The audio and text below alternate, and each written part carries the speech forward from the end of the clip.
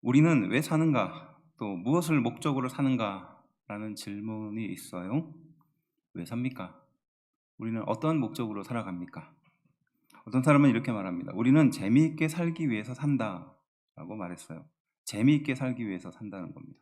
근데 이 말은 재미를 선택하면서 사는 삶을 말하는 게 아니라 어려움을 만났을 때 그 속에서 재미있게 그것을 극복하고 해내는 삶이 진정 가치 있는 삶이다라는 것이에요. 재미있게 살기 위해서 산다. 다 똑같은 어려움을 만나지만 그 어려움을 어떻게 극복하고 또 그 어려움을 극복하면서 어떻게 재미를 또 우리 성도들의 기준으로 봤을 때 은혜를 발견하는가, 이건 참 우리에게 필요한 것이라 생각합니다. 성도는 왜 살까요? 그리고 성도는 무엇을 목적으로 살까요? 함께 읽은 말씀을 통해서 은혜를 좀 나눠보려고 합니다. 특별히 이제 3월 새로움의 시작인 첫 달의 첫 시작을 우리는 왜 사는가, 또 하나님은 우리에게 어떤 목적으로 살라라고 말씀하고 계시는가, 함께 이 말씀을 통해서 은혜를 찾아보려고 합니다. 함께 읽은 이 말씀은요, 이스라엘 백성들이 지난 애굽을 나와서 광야에 40년을 방황한 이후에 요단강을 건너서 가나안 땅에 들어가기에 전에 주신 말씀이에요. 이미 애굽을 빠져나와서 이제 가나안 땅에 들어가기까지는 불과 많은 시간이 들어가지 않는 거리를 갖고 있는데, 이스라엘 백성들이 불평하고 불만을 가짐으로 인해서 하나님은 그들에게 40년 동안 훈련하는 과정을 주신 겁니다. 이게 벌러서 주어진 건지는 모르겠습니다. 하지만 이스라엘 백성들이 훈련이 필요했다라는 것은 다들 어느 정도 인정을 하게 될 거예요. 그렇게 봐서 이제 40년이라는 시간이 충분히 흘렀고, 이제 그 새롭게 바뀐 그들이, 훈련된 그들이 가나안 땅에 들어가기 직전에 하나님께서 주시는 말씀이라는 것이기 때문에 조금 더 의미가 있는 겁니다. 그래서 이렇게 바꿔볼 수 있는 거예요. 질문을, 하나님의 백성은 가나안 땅에서 어떻게 살아가야 하는가? 그리고 가나안 땅에서 무엇을 목적으로 살아가야 하는가? 그리고 이것을 위해서 무엇을 가장 먼저 해야 하는가? 이런 질문으로 바꿀 수 있죠. 우리에게 적용하면 무엇이 될까요? 하나님의 백성인 우리 성도들은, 교회는 이 땅에서 어떻게 살아가야 하는가? 그리고 또 어떠한 목적으로 살아가야 하는가라는 질문으로 바꿔볼 수 있습니다. 그래서 그 첫 번째 주제는요, 그들에게 이르라 라는 말씀이에요. 성경에는요, 모세가 하나님의 말씀을 들을 때, 그리고 그 말씀을 전할 때 관용적으로 사용하는 말이 있습니다. 함께 읽은 하나님의 말씀에도 그게 등장하거든요. 그런데 그 관용적으로 등장하는 그 말씀에 그들에게 이르라 라는 말씀이 반복적으로 등장하거든요. 이 그들이라고 말하는 것은 이스라엘 백성이겠죠. 그러니까 이스라엘 백성에게 말하라 이겁니다. 52절부터 53절인데요.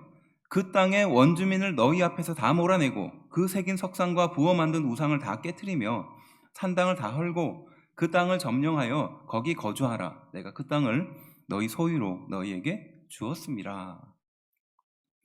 이스라엘 백성들에게 이걸 말해라 라고 하나님께서 그들에게 이르라 라고 말씀하셨는데, 이 말을 하는 거예요. 그 땅의 원주민을 어떻게 해라? 다 몰아내고 우상과 산당을 헐고 땅을 점령하여 어떻게 하라? 거기 거주해라 이겁니다. 지금 우리에게 그런 비슷한 말을 했다면 좀 이런 생각을 할 수도 있었을 겁니다.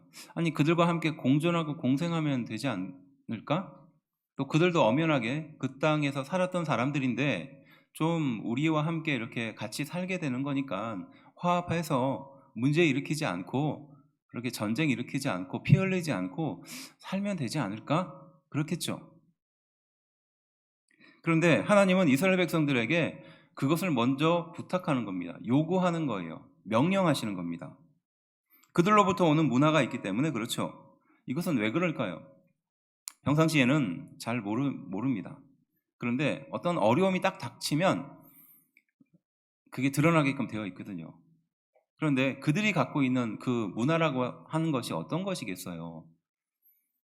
어려움을 만나면 하나님을 의지하는 것이 아니라 다른 것을 의지할 수밖에 없는 그런 마음을 가지고 있거든요. 그러니까 하나님은 그 거주민들을 쫓아내라 라고 말합니다. 좀 매정하게 들리겠지만 몰아내라라고 말합니다. 그리고 그들이 섬겼던 우상과 산당을 헐라라고 말합니다. 그리고 그들이 거주했던 그 땅을 점령하라라고 말합니다. 그리고 어떻게 하라? 거주하라. 그리고 이것은 하나님이 너희에게 소유로 준 것이기 때문이다 라고 말하는 겁니다. 우리에게 비유하면 우리 안에 있는 그 땅의 원주민, 우리 안에 있는 그 원주민들을 쫓아내야 되는 거예요. 그리고 우리가 섬기는 우상과 산당을 헐어야 되는 겁니다. 그리고 우리 안에 있는 이 못된 생각들을 쫓아내야 되는 거예요. 그리고 하나님께서 우리 안에 거하시도록 그렇게 해야 된다는 겁니다. 이것이 참 주는 의미가 있습니다. 생각해보면 성도이지만 그리스도인이지만 우리 마음속의 기준은 세상의 기준을 따라서 살아가는 경우가 흔하거든요. 성공에 대한 어떤 기준도 그렇고요. 또 어떤 위기나 어려움을 만났을 때 그것을 해결해내는 과정도 그렇고요. 또 그 얻어지는 열매와 결과에 대해서 어떻게 생각하는가도 좀 지극히 세상에 좀 가까운 것이 사실입니다. 또 이렇게 말합니다. 54절인데요. 너희의 종족을 따라 그 땅을 제비 뽑아 나눌 것이니 수가 많으면 많은 기업을 주고 적으면 적은 기업을 주되 각기 제비 뽑은 대로 그 소유가 될 것인즉 너희 조상의 지파를 따라 기업을 받을 것이니라. 두 번째 요구하는 것은 그 땅을 어떻게 뽑아라? 제비 뽑아서 나누라는 겁니다. 그리고 많은 구성원을 갖고 있는 사람에게는 좀 더 큰 땅을, 적은 구성원을 갖고 있는 그 가족들에게는 적은 땅을. 근데 그 기준을 무엇을 따라서? 제비를 뽑아서 하라는 거예요. 이걸 보면요, 제비 뽑는 것을 우연이라고 생각하기 쉽습니다. 그런데 사실은 이 제비 뽑는 것은 전적으로 하나님의 뜻을 의지하겠다는 의지의 표현인 거예요. 안 그렇겠습니까? 그 지파들 중에서 힘 있는 지파가, 또 말빨 센 지파가 나와서 나 큰 땅 달라고, 나 좋은 땅 달라고, 산이나 이런 데 말고 평지에 좋은 데 달라고 그렇게 주장하기 시작하면 말 세게 하는 사람이 결국 가잖아요. 그대로 가지 않습니까? 아니면 욕심이 좀 더 많은 사람이 그렇게 가지 않겠습니까? 아니면 이 광야의 생활에서 굉장히 많은 기여를 했었던 어떤 그 사람이 있는 쪽으로 가지 않겠어요? 당연한 거일 수 있습니다. 그런데 어떻게 뽑으라? 제비를 뽑으라는 거예요. 그러니까 하나님의 뜻하신 대로 맡기라는 겁니다. 그래서 이 제비 뽑는 것은 우연이 아니라 하나님께 맡기는 행동이 담겨 있는 겁니다. 그러니까 임의대로 하지 않는 거예요. 자신의 생각이나 자신의 어떤 능력이나 권세를 따라서 그것을 주장하는 것이 아니라 하나님께 제비 뽑아서 우리 인생에게, 또 그들 가족들에게, 그 지파에게 주실 것이다 라는 것을 근거하기 때문에 제비 뽑는 겁니다. 이것은 다른 의미로 본다면 이 모든 것을 주시는 것은 하나님이라는 겁니다. 그리고 이 모든 것을 거저 주시기도 하고 또 다른 곳으로 주시기도 하는 것도 하나님이란 뜻이에요. 모든 만물의 주인이 하나님이라는 겁니다. 이 두 가지를 요약하면 내 안에 죄된 본성을 몰아내고 그 모든 너의 인생을 하나님께 맡기라, 이렇게 요약할 수 있는 겁니다. 이것을 누구에게? 이제 가나안 땅에 들어가기 전에 이스라엘 백성에게 하나님은 이르라 라고 하며 말씀하신 거예요. 근데 여기서 이제 중요한 건, 만일 너희 안에 죄된 본성을 몰아내지 못하고 하나님께 맡기지 못한 인생이 되었을 때는 어떻게 되는가에 대한 내용이 뒷부분에 담겨 있어요. 그래서 우리는 이것을 이제 조건적인 명령이라고 보는 겁니다. 뒷부분에는 보겠지만 하나님은 우리에게 무조건적으로 해야 할 명령을 주시고 또 반대로 조건적인 명령을 주신 거예요. 여기서 이 조건이라는 것은 뭐 해도 되고 안 해도 되는 것을 말하는 것이 아니라 그 명령을 지키면 어떤 조건이 따라오는 것을 말할 때 이 조건적인 명령이거든요. 그래서 그들에게 이르라라는 것은 일종의 조건적인 명령을 담고 있는 겁니다. 그래서 이 조건적인 명령과 비슷한 것이 어디 있느냐 하면 우리가 알고 있는 그 10계명에도 들어가 있어요. 다른 10계명의 내용들은 당연히 해야 할 것이라고 하나님께서 말씀하셨는데 그 중에서 부모 공경에 대해서는 장수와 축복이라는 조건이 따라오는 겁니다. 뭐 당연히 부모를 공경하는 것은 당연한 거 아니겠습니까? 뭐 해도 되고 안 해도 되는 그런 선택의 문제가 아니에요. 그런데 부모를 공경하게 되면 장수와 축복이 따라온다라는 일단 조건이 붙은 명령이라는 겁니다. 물론 이것을 나쁜 마음으로 사용하면 장수와 축복을 받기 위해서 부모를 공경하는 것처럼 될 수가 있어요. 하지만 그거는 그렇게 생각하는 사람의 문제지, 사실은 십계명에 부모를 공경하라는 것은 당연한 것으로 말하는 겁니다. 하지만 부모를 공경함으로 인해서 얻게 되는 조건적인 것들이 있어요. 그것이 바로 장수, 그리고 하나님으로부터는 축복, 이것이라는 겁니다. 이와 마찬가지로 취사 선택하라는 것이 아니라 하나님의 말씀대로, 이 명령대로 행하면 축복이 따르는 명령이라는 겁니다. 반대 지점으로 말하면 뭘까요? 그렇게 하지 않으면 무엇이 따라온다? 고통이 따라온다는 거예요. 고통이 따라온다는 겁니다.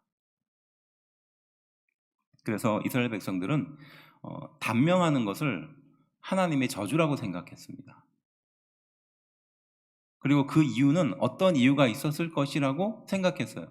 그리고 그 이유 중에 하나가 바로 부모 공경에 대한 것도 담고 있었습니다. 죄를 짓거나 부지불식간에 죄가 늘어나거나, 또 마음으로 하나님을 진정으로 예배하지 않거나, 또 범죄를 저질렀는데 그 저지른 죄에 대해서 사하지 않거나, 이랬을 때 하나님이 그러한 벌을 주시는 것이다 생각했거든요. 그 중에 하나가 단명이었어요. 이거 단명 중에 또 다른 어떤 대표적인 것들이 자손을 낳지 못하는 것도 그에 해당이 됐거든요. 어쨌든 그런 이야기는 좀 벗어난 이야기지만, 여기서 중요한 것은 세상의 방법을 따라가면, 곧 내 속에 거주하는 이 거주민을 몰아내지 않으면, 그리고 또 하나님께 맡기지 않고 임의대로 하면, 자신의 소견대로 또 자신의 욕심대로 그것을 행하면 어떤 일들이 따라오는가 55절부터 56절 말씀인데요. 우리 함께 한 목소리로 좀 읽어봅시다. 시작. 너희가 만일 그 땅의 원주민을 너희 앞에서 몰아내지 아니하면 너희가 남겨둔 자들이 너희 눈에 가시와 너희의 옆구리에 찌르는 것이 되어 너희가 거주하는 땅에서 너희를 괴롭게 할 것이요 나는 그들에게 행하기로 생각한 것을 너희에게 행하리라. 이렇게 말하는 겁니다. 우리 안에 있는 이 잘못된 본성, 그 땅의 원주민을 몰아내고 우상과 산당을 헐고 그 땅에 하나님이 임하시도록 점령하고 거기에 영원히 소유하고 거주하라는 이 말씀을, 그 말씀대로 살지 않으면 우리는 이렇게 생각해요. 윤리적인 거니까 그게 그렇게 중요한가? 적당히 어느 정도까지만 하면 괜찮지 않겠는가 생각하기 쉽습니다. 근데 사실 그것이 우리 인생에 굉장히 큰 부담과 어려움을 준다는 거예요. 너희 눈에 가시가 될 것이고 너희의 옆구리를 찌르게 될 것이고 너희를 괴롭게 할 것이라는 겁니다. 그리고 심지어는 하나님이 이방인들에게 행하려고 하는 그것을 너희에게 행하게 될 것이다 라고 말씀하는 거, 일종의 경고인 거예요. 신앙생활을 하다 보면 하나님을 예배하고 또 하나님께 기도하고 찬양하고 헌신하고 봉사하는 것은 일종의 의무라고 생각해요. 그런데 내 안에 이 거룩한 본성을 갖고 사는 것, 그리고 내 안에 못된 본성을 쫓아내는 것, 이것을 그다지 그렇게 관심 갖지 않는 경향이 있어요. 왜냐하면 이것은 일종의 그 수양, 아니면 나를 어떻게 잘 가꾸는 어떤 그것 중에 하나라고 생각하거든요. 그러니까 제일 중요한 것이 하나님과의 관계고 예배고 봉사와 헌신이고, 그 다음에 그것보다는 덜 중요한 게 앞서 말한 것처럼 신앙의 인격을 갖춘다든지 내 안에 이 못된 본성을 쫓아내는 것이라든지 이런 것으로 생각하는 경향들이 있어요. 물론 구원과 직접적으로 연관되는 것은 아니나 우리 안에 거룩한 본성을 유지하는 것은 그에 못지않게 중요한데요. 왜냐하면 그렇게 하지 못하면 우리의 가시가 되고 내가 결정적인 순간에 내 옆구리를 찌르게 되어서 그것을 하지 못하게 할 뿐만이 아니라 우리 인생을 괴로운 상황에 빠뜨리는 겁니다. 그리고 하나님도 그런 인생 가운데 어떻게 하신다? 그들에게 행할 것을 너희에게 행할 것이다. 힘들게 할 것이다 라는 말이에요.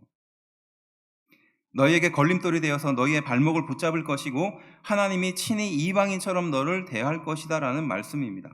그래서 요한복음 12장 48절은 나를 저버리고 내 말을 받지 아니하는 자를 심판할 리가 있으니 곧 내가 한 그 말이 마지막 날에 그를 심판하리라 라고 말합니다.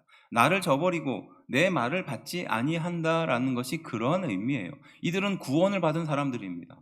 하나님의 거룩한 백성이에요. 그렇지만 거룩한 백성이지만 하나님의 말씀을 듣지 않고 하나님의 말씀을 받지 않는 사람들에 대한 심판은 하나님이 직접 하실 것이다 라는 것이에요. 물론 이가 구원을 받지 못한다라고까지 말할 수는 없어요.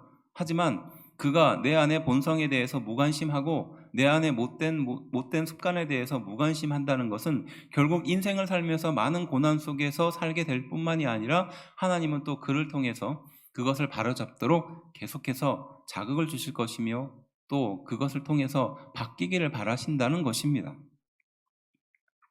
내 안에 나를 몰아내지 않음으로 겪게 되는, 사실은 겪어도 되지 않을 고난을 스스로 자처하는 인생이 되고 만다는 겁니다. 보면요, 저도 제 자신을 이렇게 살펴보면 참 이렇게 올라오듯이 이렇게 올라오는 그 못된 본성이 있음을 발견하잖아요. 그러면 참 이거 어떻게 할까 이런 생각이 참 많이 듭니다. 이래가지고 이거 뭐 제대로 하겠나, 하나님 말씀대로 살겠나 이런 생각이 들 때가 있어요. 근데 내가 이 못된 본성에 대해서 몰아내고 쫓아내고 멀리 해야 된다는 생각을 버리는 순간 그때부터는 급속도로 하나님과 멀어집니다. 그리고 무엇인가 일을 하려고 하거나 무엇인가 일을 진행하려고 할 때 결정적으로 그것이 내 발목을 붙잡더라고요.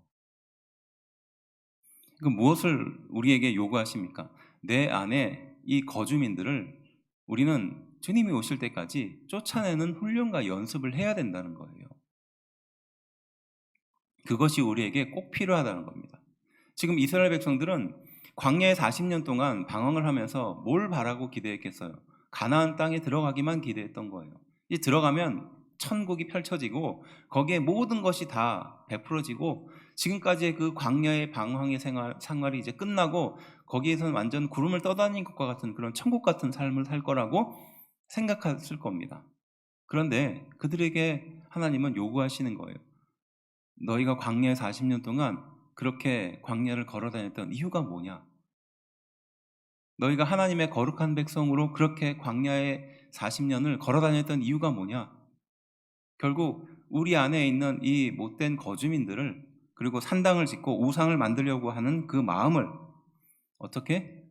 하나님의 말씀으로 쫓아내라는 겁니다. 그리고 이제 하나님의 거룩한 백성답게, 가나안 땅에 사는 백성답게, 젖과 꿀이 흐르는 땅, 하나님께서 예비하신 그 땅을 사는 백성답게 너희 안에 그러한 본성을 쫓아내라. 그리고 어떤 곳에 서든지 하나님께 맡기라. 이것을 요구하시는 것인 줄로 믿습니다. 가나안 땅에 들어갔는데 여전히 내 안에 나를 주장하고, 그리고 여전히 하나님의 뜻보다는 자기의 뜻대로 살려고 했다면 아마 그 안에서 굉장히 많은 문제를 만들었을 겁니다.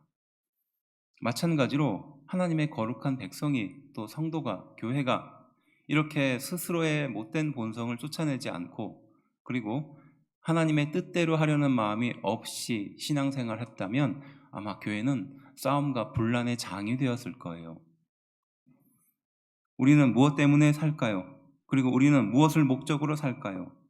그것은 첫 번째 요구하고 있는 그 주제는 내 안에 그 땅의 원주민을 다 몰아내고 우상과 산당을 헐고 그 땅을 점령하고 하나님의 거룩한 나라가, 하나님께서 거하시는 내가 되도록 만드는 것인 줄로 믿습니다. 그리고 내 안에 있는 이런 모든 것들을 하나님께 맡기는 인생이 되어야 할 줄로 믿습니다. 이것이 그들에게 이르라는 첫 번째 의미예요. 두 번째는 그들에게 명령하여 이르라라는 말씀입니다. 자, 앞선 내용은 이 조건을 담고 있는 명령이었어요. 그런데 이 두 번째는요, 이제 명령 그 자체를 갖고 있습니다. 여기에는 무조건적인 명령입니다. 무조건적인 거예요. 반드시 해야 할 일이에요. 34장 2절 말씀인데요, 이렇게 말씀합니다. 함께 읽어볼까요? 시작. 너는 이스라엘 자손에게 명령하여 그들에게 이르라. 너희가 가나안 땅에 들어가던 때에 그 땅은 너희의 기업이 되리니 곧 가나안 사방 지경이라. 아멘. 자, 이 말씀을 좀 읽어보면 조금 약간 좀 이해가 안 되는 부분이 있어요. 왜냐하면 하나님의 명령하여 하신 말씀인데 이것은 우리가 생각하기엔 뭐 하지 말라가 되어야 되잖아요. 뭐 착하게 살아라, 거룩하게 살아라, 우상 숭배하지 말아라, 뭐 이렇게 연결되어야 하는데 이스라엘 백성들에게 명령해서 말하는데 그것이 무엇이다? 가나안 땅은 네 것이다. 이것이 명령이라는 거예요. 좀 이해가 안 되지 않습니까? 가나안 땅은 네 거다. 이걸 하나님인 내가 이스라엘 백성에게 명령으로 가르친다라는 거예요. 그리고 그 명령을 받은 이스라엘 백성은 가나안 땅은 누구 거라고 생각합니까? 네, 이스라엘 백성 거다, 내 거다, 이렇게 생각하라는 거예요. 좀 이상하죠? 우리 생각 같아서는 어떤 윤리적인 기준 아니면 하나님께서 주시는 하지 말라라는 것이 먼저 등장해야 되는데 우상 숭배하지 말아라 뭐 이런 것들이 등장해야 되는데 그게 아니에요. 이제 가나안 땅에 들어가는 이스라엘 백성에게 그 가나안 땅은 네 거야. 그리고 이것은 뭐라고요? 명령이라는 거예요. 왜 이렇게 말씀하셨을까요? 이건요, 지금 이스라엘 백성들이 가나안 땅에 들어가지 않았기 때문에 하신 말씀이에요. 만일에 가나안 땅에 발을 내딛고 들어가서 이건 네 땅이야 라고 말한다면 얼마나 좋겠습니다. 그런데 지금 이것은 가나안 땅에 들어가기 전에 하나님께서 주시는 명령이라는 겁니다. 우리는 사실 그 땅을 밟기 전에는 그것을 우리 땅이라고 생각하지 않는 경향이 있거든요. 진짜 예를 드는 겁니다. 아주 단적인 예를 드는 거예요. 어떤 건물이 있어요. 이 건물이 있는데 하나님이 저 건물은 네 거야 라고 했어요. 자, 그럼 우리는 뭘 먼저 생각합니까? 진짜 내 거가 맞을까? 그렇죠. 그리고 내 통장의 잔고를 쫙 보잖아요. 그리고 자기 빚을 생각하지 않습니까? 그리고 지금 저 빌딩은 뭐 100억인데 지금 내 통장은 1000만 원도 없어요. 자, 그러면 어떻게 됩니까? 저 빌딩은 내 거일까요? 내 거이지 않을까요? 우리는 내 거가 아니라고 생각하죠. 왜냐? 돈이 없으니까. 그렇지 않습니까? 마찬가지로 이스라엘 백성들은 지금 가나안 땅에 들어가기 직전이란 상황이에요. 가나안 땅에는 어떤 일들이 발생할지 아무도 모릅니다. 그리고 그 땅에는 원주민도 있어요. 거주민도 있었습니다. 그리고 이스라엘 백성보다 훨씬 강대한 민족들도 있었어요. 당연히 하나님께서 거기에 들어가라고 말씀하시는 것을 당연하고 생각할지 모르지만 그 땅은 네 거야 라고 말한다는 이 말씀은 어떻게 보면 굉장히 현실과 거리가 먼 말씀이라는 겁니다. 우리는 건물이 내 거야 라고 말하면 그 건물을 소유하기 위해서 돈이 필요하고 또 거기에 살고 있는 사람들을 이제 내보내야 돼서 내가 살고 내가 거기 거주해야 되니까 어떻게 내보내야 되지라고 생각합니다. 하지만 하나님은 지금 이스라엘 백성들에게도 똑같이 말하는 거예요. 가나안 땅에 들어가기 직전에 그 가나안 땅은 너네들 거야 라고 말하는 겁니다. 그러면 반드시 무엇이 필요한 겁니까? 믿음이 필요한 거예요. 믿음이 필요한 겁니다. 그 땅은 너희의 기업이 될 것이다. 그리고 거기에는 너희가 그 땅을 밟기만 하면이라는 전제 조건이 들어가 있습니다. 이 말씀 안에는 그런 의미가 들어가 있어요. 그래서 너희가 그 땅을 밟으면 그 땅은 너희의 기업이 된다라고 이미 하나님께서 선포한 겁니다. 믿으십니까? 그래서 우리는 그 믿음이라는 것이 필요한 거예요. 하나님께서는 우리 인생 가운데 모든 것을 미리 정하신 줄로 믿습니다. 그리고 우리는 그것을 순종하는 거예요. 그리고 이 순종하기 위해서는 믿음이 필요한 겁니다. 하나님의 나라와 기적이 이루어지는 방법이 바로 그겁니다. 하나님은 우리 인생에게 명령하시는 겁니다. 그것이 너희에게 소유가 될 것이라는 것을 미리 도착하기 전에 주시는 것이에요. 그래서 믿음이 필요하다는 것을 강조하는 겁니다. 그래서 이러한 명령이 사용되는 곳엔 굉장히 독특한 의미로 사용될 장소들이 있어요. 성막이나 성전을 지을 때, 또 땅을 분배할 때, 제사장과 지도자를 세울 때, 그들에게 임무를 설정할 때라는 겁니다. 그래서 아론과 그의 아들들을 세울 때도 그랬고 새로운 지도자 여호수아를 세울 때도 하나님은 그들에게 명령하여 말씀하신 거거든요. 이것은 다른 의미로 본다면 여호수아의 입장에서 보면 그가 모세만큼 그런 지도력을 발휘할 만한 기회가 없었거든요. 그리고 사람들도 그가 지도자가 될 거라는 생각은 했겠지만 하나님께서 그를 지도자로 세우겠다고 말씀은 하셨지만 검증받은 적이 전혀 없거든요. 그러한 여호수아에게 하나님은 명령하시는 거예요. 그러니까 무슨 뜻입니까? 믿음으로 받아들이라는 거예요. 너희에게 맡겨진 그 직분을, 너희에게 맡겨진 그 소임과 사명들을 어떻게 믿음으로 받아들이라는 겁니다. 하나님은 이미 그것을 이룰 준비를 하셨고 그 모든 땅의 소유들을 우리에게 주시겠다고 약속하셨으며 미래의 모든 모습을 하나님은 이미 그리고 계신다는 것이에요. 믿으십니까? 그래서 우리의 미래도 마찬가지인 거예요. 지금 내 현재의 모습을 보면 안 되죠. 불가능하죠. 할 수 없습니다. 도저히 감당할 수 없는 일이에요. 하지만 하나님은 우리의 현재의 모습을 보는 것이 아니라 미래에 완성된 그 모습을 바라보고 계시는 것이에요. 그래서 믿음이 필요한 거예요. 믿음으로 감당하기 위해서 필요한 것이 바로 무엇입니까? 순종인 거예요. 그래서 순종이 필요한 것이고, 그래서 믿음이 필요한 겁니다. 그래서 순종과 믿음은 함께 따라가는 것이지 않습니까? 순종은 다른 말로 충성이에요. 충성. 예레미야 7장 23절은요 이렇게 말합니다. 오직 내가 이것을 그들에게 명령하여 이르기를 너희는 내 목소리를 들으라. 그리하면 나는 너희 하나님이 되겠고 너희는 내 백성이 되리라. 너희는 내가 명령한 모든 길로 걸어가라. 그리하면 복을 받으리라 하였으나. 물론 이것은 경고의 말입니다. 하지만 하나님이 그들에게 명령하여 말씀하시는 거예요. 무엇을 하라? 목소리를 들으라는 거예요. 하나님의 목소리를 들으라는 겁니다. 세상의 이야기를 듣지 말고 세상의 목소리를 따라가지 말고 그들이 원하는 방법과 방식대로 안 가면 불안할 것이라 생각하지 말고 하나님인 나의 목소리를 들어라. 그러면 내가 너희의 하나님이 되겠고 너희는 내 백성이 되겠다. 하나님께서 책임져 주신다는 거예요.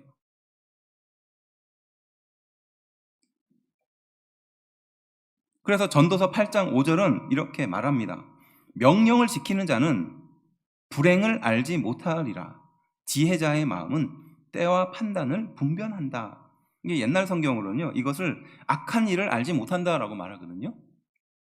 그러니까 명령을 충실히 따르는 사람은, 믿음이 충만한 사람은, 그리고 충성된 사람은 무엇을 알지 못한다? 악한 일을 알지 못한다는 거예요.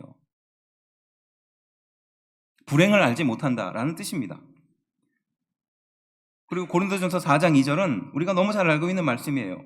그리고 맡은 자들에게 구할 것은 무엇이다? 충성이다라는 겁니다. 이 맡은 자라는 것은 청지기잖아요. 청지기들에게 중요한 것은 충성이다라는 겁니다.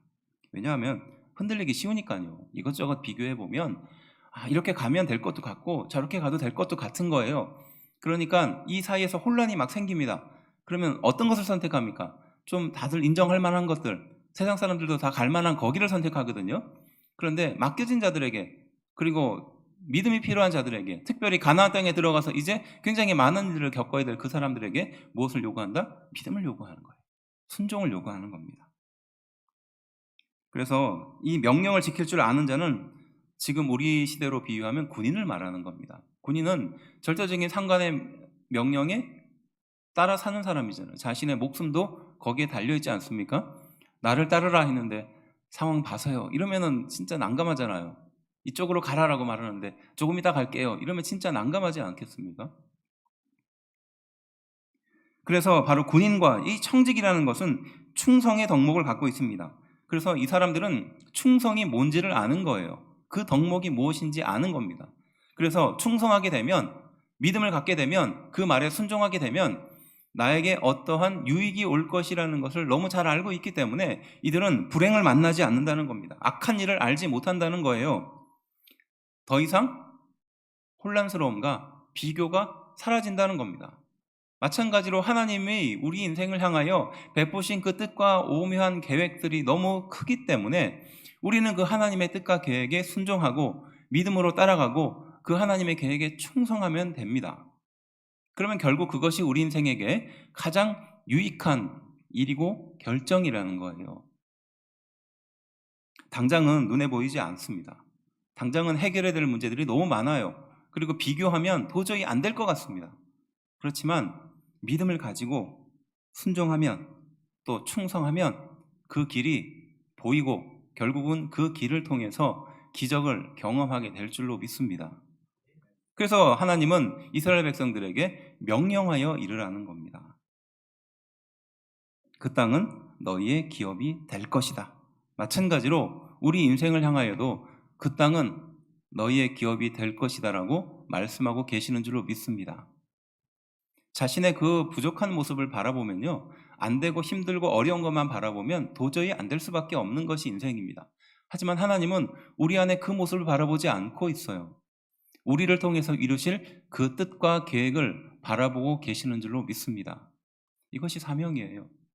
그리고 우리가 순종해야 될 일인 줄로 믿습니다. 교회를 처음에 세우고 여기 인테리어가 끝나니까 한 3월 정도 되더라고요. 12월 달에 여기를 계약하고 이 벽을 뜯고 이렇게 공사를 시작했어요. 뭐 공사라고 해봤자 뭘 알겠습니까, 제가. 이걸 해본 적도 없는 사람이. 한 일주일을 하니까 막 손목이 너무 아파가지고 이게 뭐 물건도 들지 못, 밥도 못 먹겠더라고요. 근데 이게 그것도 좀 익숙해지니까 그것도 팔목에도 힘이 생기고 그러더라고요. 그리고 이제 3월 달 정도 되니까 어느 정도 이렇게 좀 비슷하게 이렇게 교회가 다 꾸며졌어요. 근데 우리가 알듯이 그때는 코로나 한참 시절이라 전도지를 줘도 안 되고 막 이럴 때였습니다. 그래서 뭔가 좀 이렇게 교회를 열심히 좀 세우고 채워야 된다 이런 마음은 있지만 뭐 나가면은 뭐 교회라고 하고 전도지 주면 그냥 그 자리에서 막 찢어버리고 막 이러고 거기 아파트에 전도지 꽂으면 전화 와가지고 당장 뽑아가지고 가라고 직접 가져가라고 막 얘기하시고 막 이럴 때였거든요. 그리고 3월 중순에 저희가 이 처음 예배를 드리고 2주도 안 지나서 공문이 떨어졌어요. 5명 이상 모이지 말라고. 그리고 거의 3주를 쉬고 다시 예배를 드리고 이랬습니다. 그러니까 그런 상황이다 보니 마음의 위로가 필요하잖아요. 저도 이게 만들어졌는데 성도들은 없고 그나마 있는 성도들도 막 도망갈 것 같은 그런 분위기잖아요. 그러니까 제 마음에도 좀 위로가 필요한 거예요. 그래서 2월 달에 전사님한테 이야기해서 이 근처에 좀 이렇게 주말 농장 할 만한 데 있으면 좀 소개시켜 달라고 소일거리라도 좀 하면서 이, 이 비어 있는 마음을 그런 동기 좀 있었습니다. 어쨌든 뭘 해봤어야 알죠. 그래서 한 5평인가 10평 그렇게 크지도 않습니다. 그래서 이렇게 얻어가지고 그것도 시에서 하는 거라 뭐 땅도 쌌어요. 3만 원인가 이렇게 해가지고 했어요. 삽도 없어가지고 그 조그만한 예전에 할아버지가 고은이한테 준 조그만한 삽이 있습니다. 그거 하나 하고 호미 하나 사가지고 이게 그 10평짜리 밭을 그 분양을 받았어요. 그게 3월 달쯤이었을 겁니다. 뭐 중간중간에 얘기했습니다만 제가 뭘 이걸 해봤어야죠. 땅 한번 파봤어야죠. 그때까지는 뭐 화분에다가 화초 한 번도 심어보지 않았었거든요. 근데 그걸 하려고 하니 생각은 이렇게 되는데 막상 현실은 아닌 거예요. 여름 딱 되니까 그 10평도 안 되는 밭에 풀 한 번 딱 뽑으니까 1시간 반 걸리더라고요. 그리고 아 이거 진짜 힘들다. 그리고 다음 주에 와봤더니 그만큼 똑같이 자라 있는 거예요. 그러니까 아 이건 안 될 일이다. 그리고 한 달 동안 안 갔습니다. 그리고 또 양심에 찔렸는지 이제 가을쯤 되니까 그래도 또 가서 걷어야 되잖아요. 거기 있는 것도 걷어가지고 제초하고 그리고 무를 심었는데 한 달 정도 지나니까 무가 이렇게 올라오더라고요. 그런데 제가 생각하는 것은 무가 땅 속에서 이렇게 나는 건 줄 알았어요. 당근처럼. 그런데 이게 무가 올라오는데 이만큼이 올라와 버리더라고요. 그래서 아, 이거 내가 잘못 심었나 보다. 그리고 그거 다 뽑아내고 어처구니 없는 행동을 했거든요. 그러면서 이제 아 이거 내년에 할 수 있을까? 그리고 하나님은 왜 나에게 이것을 부탁하셨을까? 뭐 제가 혼자 했으면서 이런 생각을 한 겁니다. 그러면서 일을 좀 하다 보니까 아 이렇게 식물을 키우고 무엇인가 자라는 생명은 지금 우리와 같잖아요. 교회가 마치 큰 밭이 되어서 생명을 키우고 자라게 하는 것도 참 비슷하지 않습니까? 또 부모가 자녀를 양육하고 세워가는 과정도 이와 좀 비슷해요. 잡초를 뽑아내는 과정도 참 힘들고 그렇지만 그걸 또 반복하면서 그게 비슷한 겁니다. 그래서 그런 면에서 우리 교회도 참 필요하지 않을까 스스로 의무부여를 막 하면서 그 다음 해에 또 생각하지도 못하게 30평이나 되는 밭을 또 얻었습니다. 안 할 줄 알았어요. 못 할 줄 알았습니다. 근데 어떻게 또 얻게 됐어요. 얻게 돼서 거기서 또 이제 어, 일을 했어요. 그리고 힘드니까 이제 그만해야지. 요령도 생겼지만 아 이게 아닌데라는 생각도 좀 들 때가 있거든요. 근데 또 지나고 보니까 200평을 얻었더라고요. 그리고 그 200평을 얻어서 이거 어떻게 하지라고 막 되게 막막하게 하고, 뭐 우리 권사님 이야기하는 것처럼 그 절대 안 된다고, 그거 하면 큰일 난다고 막 그랬는데, 막상 얻으니까 안 할 수는 없고, 그렇게 하다 보니 또 풀을 뽑으려고 제초를 하려고 하니 그게 너무 힘들고 막 그랬었던 겁니다. 그래서 올해 좀 작은 밭을 이렇게 구해서 그렇게 하면 되겠다 이렇게 생각했는데, 가보니까 250평인 거예요.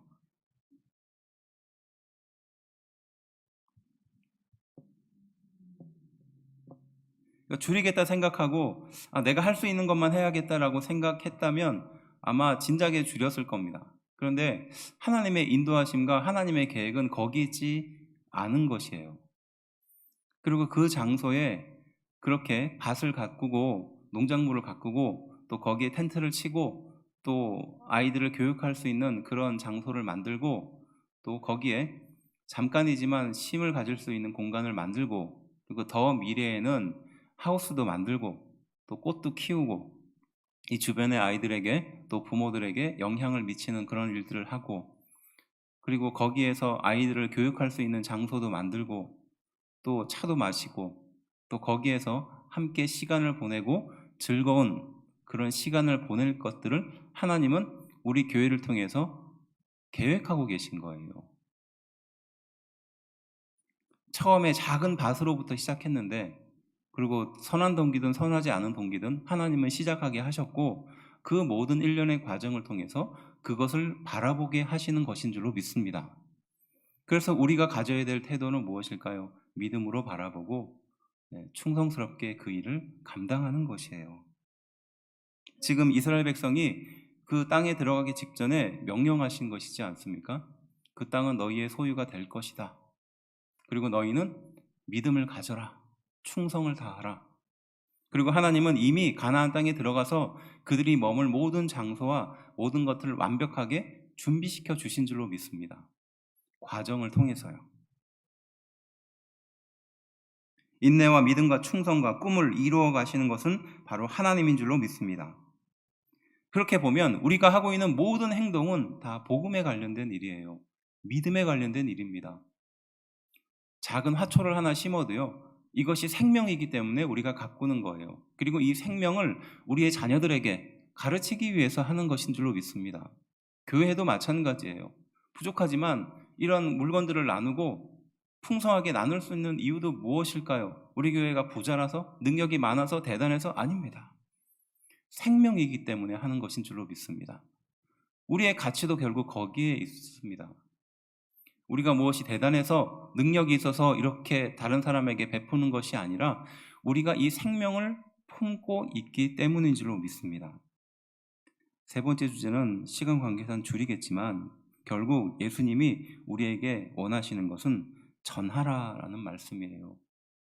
우리에게 이 생명을, 이 가치를, 이 능력을, 이 믿음을 저 세상 사람들에게 전하라라는 말씀인 줄로 믿습니다. 예수님은 율법을 완성하기 위해서 오셨어요. 그 율법의 완성은 무엇입니까? 사랑이에요.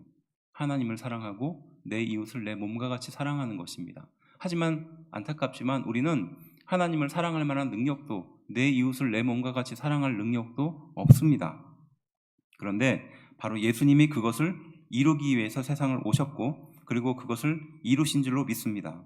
그래서 사도행전 1장 8절은 우리에게 복음을 전파하고 예수님의 사랑을 전하라라고 명령하신 것이에요.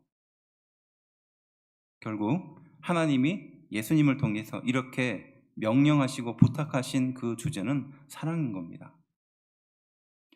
그래서 디모데전서 1장 5절 말씀인데요, 우리 함께 한 목소리로 좀 읽어볼까요? 읽어봅시다. 시작. 이 교훈의 목적은 청결한 마음과 선한 양심과 거짓이 없는 믿음에서 나오는 사랑이거늘. 1장 6절부터 7절까지도 읽어봅시다. 시작. 사람들이 이에서 벗어나 헛된 말에 빠져 율법의 선성이 되려 하나 자기가 말하는 것이나 자기가 확증하는 것도 깨닫지 못하는 도다. 아멘.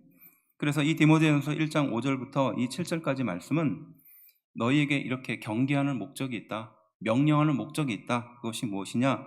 너희는 이 사랑을 통해서 청결한 마음을 갖게 되고 또 선한 양심을 갖게 되고 또 거짓 없는 믿음을 갖게 될 것이기 때문이라는 것을 강조합니다. 그러니까 사랑으로 실천하면 너희는 청결한 마음을 얻으며 선한 양심을 가지며 거짓 없는 믿음을 소유하게 될 것이다 라고 말합니다. 만일에 이것이 되지 않으면 6절에서 7절의 말씀처럼 헛된 말에 빠지고 자기 말과 확증을 깨닫지 못하는 상태로 살아가게 된다는 겁니다. 이런 사람이 누구일까요? 세상 사람들과 같은 상태겠죠. 곧 율법을 완성하고 사랑을 온전히 실천함으로 우리에게 복음을 전하라라고 요구하고 계시는 것입니다. 그것이 우리를 유익하게 만들고 거룩하게 만들고 선한 양심을 갖도록 만들기 때문이다라고 말씀하고 있습니다. 사랑을 실천하는 사람은 진정한 사랑을 깨닫는 것이고 예수님의 사랑을 실천하는 사람은 진정한 복음을 깨닫는 사람인 줄로 믿습니다. 결국 우리가 하고 있는 모든 일은 결국 한 사람의 생명을 살리기 위한 일이에요. 그것이 우리가 해야 할 일이고 교회가 해야 할 일인 줄로 믿습니다. 주말 농장을 운영하면서 하나님은 반드시 그 주말 농장을 통해서 계획을 갖고 있음을 우리는 이미 눈으로 보았습니다.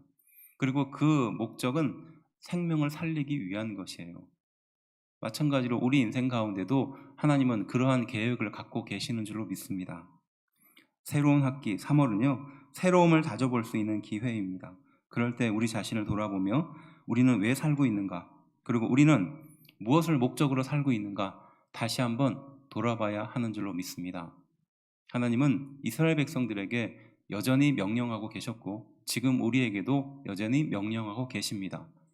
우리를 향하여 주시는 그 계획들을 바라보며 또 다시 한번 실천하는 귀한 성도들이 되어야 할 줄로 믿습니다. 그것은 예수님의 진정한 사랑입니다. 기도하겠습니다.